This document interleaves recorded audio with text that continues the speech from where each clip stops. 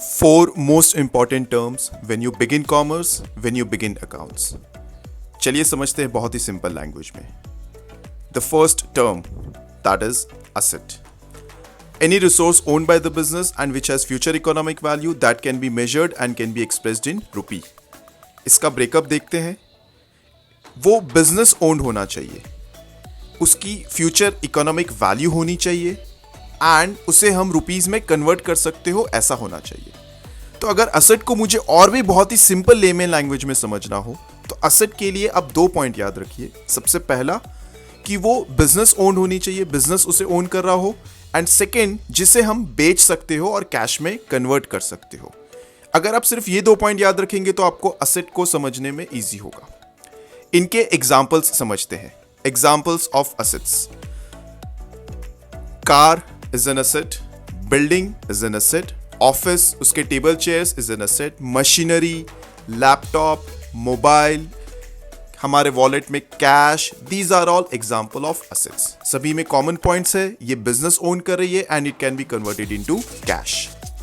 Now let's understand types of assets.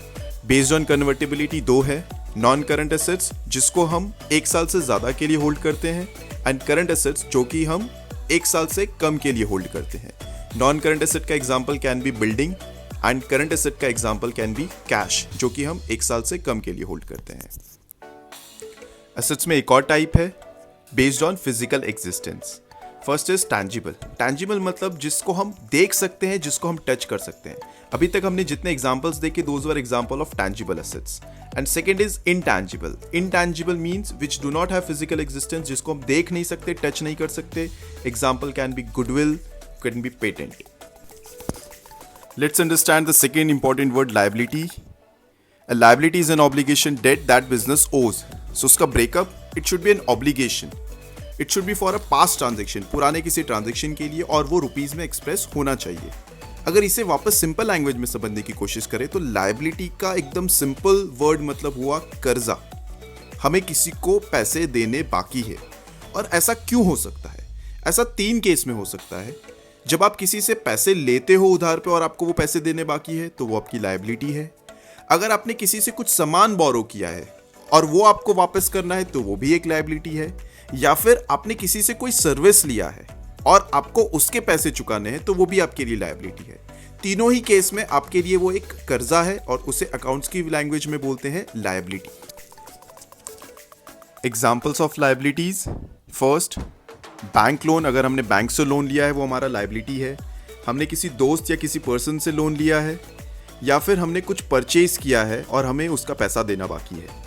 तीनों ही case में हमें पैसे देने बाकी है और जब तक हम पे नहीं करते वो हमारे लिए कर्जा है. Types of liabilities: non current liability जो कि एक साल के बाद हमें पे करना है, and second is current liability जो हमें एक साल से पहले पे करना है.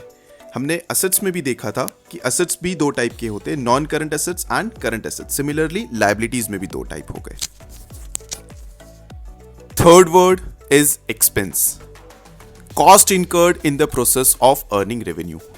अगर मैं सिंपल लैंग्वेज में कहूं तो एक्सपेंस का मतलब हुआ खर्चा, खर्च जो हम बिजनेस चलाने के लिए करेंगे. इसके एग्जाम्पल्स हो सकते हैं सैलरी जो हमें एम्प्लॉय को देनी है, जगह का रेंट हमें देना होता है, हमें इलेक्ट्रिसिटी बिल पे करना होगा, हमें मोबाइल बिल पे करना होगा, ट्रैवलिंग के खर्चे होंगे, स्टेशनरी, पेपर, पेन, ये सभी खर्चे होते हैं बिजनेस चलाने के लिए. ये इतने लिमिटेड खर्चे नहीं है, खर्चे बहुत सारे हो सकते हैं. These are only examples.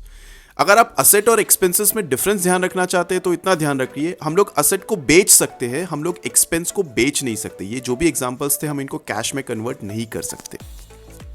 Fourth term is income. Different kind of revenues. Simple language में मतलब गेन, फायदा जो कि हमें गुड्स बेचने के अलावा हो रहा है. जैसे एग्जाम्पल, अगर हमें रेंट मिल रहा हो या फिर हमने कुछ परचेज किया हो जो कि हमें डिस्काउंट पे मिल रहा हो तो वो डिस्काउंट हमारे लिए इनकम है.